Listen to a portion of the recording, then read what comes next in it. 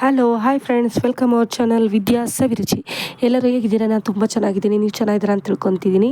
ನಾವು ಇವತ್ತು ನಮ್ಮ ಚಾನಲಲ್ಲಿ ಹುರುಳಿಕಾಳಿನ ಸಾಂಬಾರನ್ನು ಮಾಡೋದು ನೋಡ್ಕೊಂಬರೋಣ ಬನ್ನಿ ಫ್ರೆಂಡ್ಸ್. ಇದು ತುಂಬ ಟೇಸ್ಟಿಯಾಗಿರುತ್ತೆ. ಹಾಗೆ ಈ ಚಳಿಗಾಲಕ್ಕಂತೂ ತುಂಬ ಆರೋಗ್ಯಕ್ಕೂ ಸಹಿತ ಒಳ್ಳೆಯದು. ನಾನೀಗ ಆಲ್ರೆಡಿ ಕಟ್ಟನ್ನು ತೋರಿಸಿದ್ದೀನಿ. ಹಾಗೆ ಹುರುಳಿಕಾಳನ್ನು ಉಪಯೋಗಿಸ್ಕೊಂಡು ಯಾವ ರೀತಿ ಸಾಂಬಾರು ಮಾಡೋದು ನೋಡ್ಕೊಂಬರೋಣ ಬನ್ನಿ ಫ್ರೆಂಡ್ಸ್. ನಮಗೆ ಬೇಕಾಗಿರುವ ಸಾಮಗ್ರಿಗಳು: ಹುರುಳಿಕಾಳನ್ನು ಒಂದು 7-8 ಸ್ಪೂನ್ ಹುರುಳಿಕಾಳು ತೊಗೊಂಡಿದ್ದೀನಿ.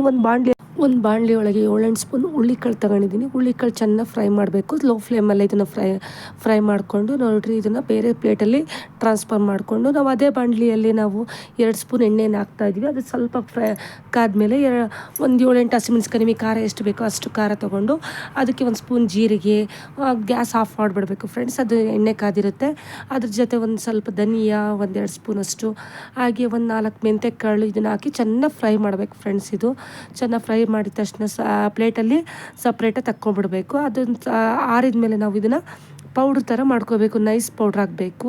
ಅಂದರೆ ನಾವು ಇದಕ್ಕೆ ನೀರು ಹಾಕ್ಬಾರ್ದು. ಫಸ್ಟೇ ನೀರು ಹಾಕಿದರೆ ಇದು ಟೇಸ್ಟ್ ಹೋಗ್ಬಿಡುತ್ತೆ. ಚೆನ್ನಾಗಿ ನೈಸಾಗಿ ಪೌಡ್ರ್ ಮಾಡ್ಕೋಬೇಕು. ಇದಿಷ್ಟನ್ನೇ ನೋಡಿರಿ, ಇದೊಂದು ಸ್ವಲ್ಪ ಆರಿಯಾಗಿದೆ. ನಾವು ಈಗ ನೈಸ್ ಪೌಡ್ರ್ ಮಾಡ್ಕೊಂಬಂದಿದ್ದೀವಿ. ನಮಗೆ ಖಾರ ಎಷ್ಟು ಬೇಕೋ ಅಷ್ಟು ನೀವು ಆ್ಯಡ್ ಮಾಡ್ಕೋಬೋದು. ಹಾಗೆ ನಮಗೆ ಖಾರ ಸ್ವಲ್ಪ ಕಡಿಮೆ ಆಗಿರೋದ್ರಿಂದ ಈ ಖಾರ ಹಾಕಿದ್ದೀವಿ. ಹಾಗೆ ಇದಕ್ಕೆ ಒಂದು ಬೌಲು ಕಾಯಿ ತುರಿನ ಹಾಕಿದ್ದೀನಿ. ನಾವು ಒಣಕೊಬ್ಬರಿ ಬೇಕಾದ್ರೆ ಹಾಕ್ಬೋದು, ಹಸಿ ಕೊಬ್ಬರಿ ಬೇಕಾದರೆ ಹಾಕ್ಕೋಬೋದು. ಒಣಕೊಬ್ಬರಿ ಇದ್ದರೆ ಸ್ವಲ್ಪ ಟೇಸ್ಟ್ ಬರುತ್ತೆ ಅಂತ ನಾವು ಒಣಕೊಬ್ಬರಿ ಹಾಕಿದ್ದೀನಿ. ಈಗ ನೈಸ್ ಪೌಡ್ರ್ ಹಾಕಿದ್ಮೇಲೆ ಈಗ ಪೇಸ್ಟ್ ಥರ ಮಾಡ್ಕೋಬೇಕು. ನಾವು ಅರ್ಧ ಬೌಲು ನೀರನ್ನು ಆ್ಯಡ್ ಮಾಡಿಕೊಂಡು ಇದು ನೈಸ್ ಪೇಸ್ಟ್ ಥರ ಮಾಡ್ಕೊಂಡಿದ್ದೀವಿ. ಹಾಗೆ ಹುಣಸೆ ನಿಂಬೆಹಣ್ಣು ಗಾತ್ರದ ಹುಣಸೆ ಹುಳಿಯನ್ನು ತೊಗೊಂಡು ಅದನ್ನು ಚೆನ್ನಾಗಿ ಹಿಂಡ್ಬಿಟ್ಟು ನೀರಂತ ತೊಗೊಂಡಿದ್ದೀನಿ. ಹಾಗೆ ಒಂದು ರುಚಿಗೆ ತಕ್ಕಷ್ಟು ಉಪ್ಪು, ಹಾಗೆ ಸ್ವಲ್ಪ ಬೆಲ್ಲ ಹಾಕಿದರೆ ಸ್ವಲ್ಪ ಟೇಸ್ಟ್ ಬರುತ್ತೆ ಅಂತ ನಾವು ಬೆಲ್ಲ ಆ್ಯಡ್ ಮಾಡ್ತಾಯಿದ್ದೀವಿ. ಸ್ವಲ್ಪ ನೀರು ಒಂದು ಕುದಿ ಬಂದ ತಕ್ಷಣ ನಾವು ಒಂದೇ ಒಂದು ಟೊಮೊಟೊನ ಹೆಚ್ಚಿ ಹಾಕಬೇಕು. ಯಾಕಂದರೆ ಈಗ ಆಲ್ರೆಡಿ ನಾವು ಹುಣಸೆ ಹಾಕಿರೋದ್ರಿಂದ ಹುಳಿ ಇರುತ್ತೆ. ನಾವು ಒಂದೇ ಒಂದು ಟೊಮೊಟೊ ಹಾಕಬೇಕು, ಸ್ವಲ್ಪ ಟೇಸ್ಟ್ ಸಿಗುತ್ತೆ ಅಂತ ಅಷ್ಟೇ. ಇದು ಚೆನ್ನಾಗಿ ಟೊಮೊಟೊ ಸ್ವಲ್ಪ ಮೆತ್ತಗಾಗೋವರೆಗೂ ಬೇಯಿಸಬೇಕು. ಹಾಗೆ ನಮಗೆ ಎಷ್ಟು ನೀರು ಆ್ಯಡ್ ಬೇಕೋ ಅಷ್ಟು ಆ್ಯಡ್ ಮಾಡ್ಕೋಬೇಕು. ನಾವು ಇಷ್ಟು ನೀರನ್ನು ಆ್ಯಡ್ ಮಾಡ್ಕೊಂಡಿದ್ದೀವಿ. ಹಾಗೆ ನಾವು ಈಗ ಪೇಸ್ಟ್ ಮಾಡಿರ್ತೀವಲ್ಲ ಅದನ್ನು ಸಹಿತ ನಾವು ಇದಕ್ಕೆ ಹಾಕಬೇಕು. ಒಂದು ಪ್ಲೇಟನ್ನು ಮುಚ್ಚಿ ಟೊಮೊಟೊ ಸ್ವಲ್ಪ ಮೆತ್ತಗಾದ್ಮೇಲೆ ಚೆನ್ನಾಗಿ ಕುದಿ ಬಂದ ತಕ್ಷಣ ಆ ಪೇಸ್ಟನ್ನು ನಾವು ಇದಕ್ಕೆ ನೀರಿಗೆ ಆ್ಯಡ್ ಮಾಡ್ತಾಯಿದ್ದೀವಿ. ಯಾರೆಲ್ಲ ನಮ್ಮ ಚಾನಲ್ ಹೊಸದಾಗಿ ನೋಡ್ತಿದ್ರೆ ದಯವಿಟ್ಟು ಸಬ್ಸ್ಕ್ರೈಬ್ ಮಾಡಿ, ಲೈಕ್ ಮಾಡಿ, ಶೇರ್ ಮಾಡಿ ಫ್ರೆಂಡ್ಸ್. ಇನ್ನು ಹೆಚ್ಚಿನದಾಗಿ ನಮ್ಮ ಚಾನಲ್ಗೆ ಸಬ್ಸ್ಕ್ರೈಬ್ ಮಾಡಿಕೊಡ್ರಿ ಫ್ರೆಂಡ್ಸ್. ನೋಡಿರಿ, ಇವಾಗ ನಮ್ಮದು ಪೇಸ್ಟ್ ಇರುತ್ತಲ್ಲ ಅದನ್ನು ಚೆನ್ನಾಗಿ ಕಲಿಸ್ತಾ ಇದ್ದೀವಿ. ಚಿಕ್ಕ ಒಲೆಯಲ್ಲೇ ಇದನ್ನು ಮಾಡಬೇಕು.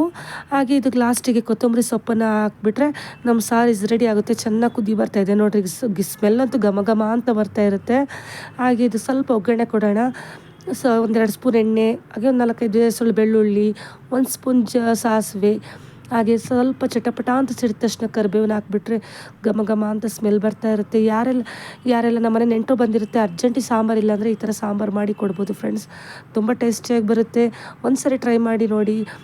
ನಮ್ಮ ರಾತ್ರಿ ಡಿನ್ನರ್ ಅನ್ನ, ತುಪ್ಪ, ಹಾಗೆ ಹುಳಿ ಕಟ್ಟಿನ ಸಾರು, ನಾವು ಮಜ್ಜಿಗೆ ಮೆಣಸಿನಕಾಯಿ ಹುರಿದಿದ್ದೀವಿ ಅನ್ನಕ್ಕೆ. ತುಂಬ ಚೆನ್ನಾಗಿ ಬರುತ್ತೆ. ಒಂದು ಸರಿ ಟ್ರೈ ಮಾಡಿ ನೋಡಿ. ನಿಮ್ಮ ಅನಿಸಿಕೆಗಳ ಕಮೆಂಟ್ ಮೂಲಕ ತಿಳಿಸಿಕೊಡಿ friends. Thank you. Bye. Next ವಿಡಿಯೋದಲ್ಲಿ ಸಿಗೋಣ.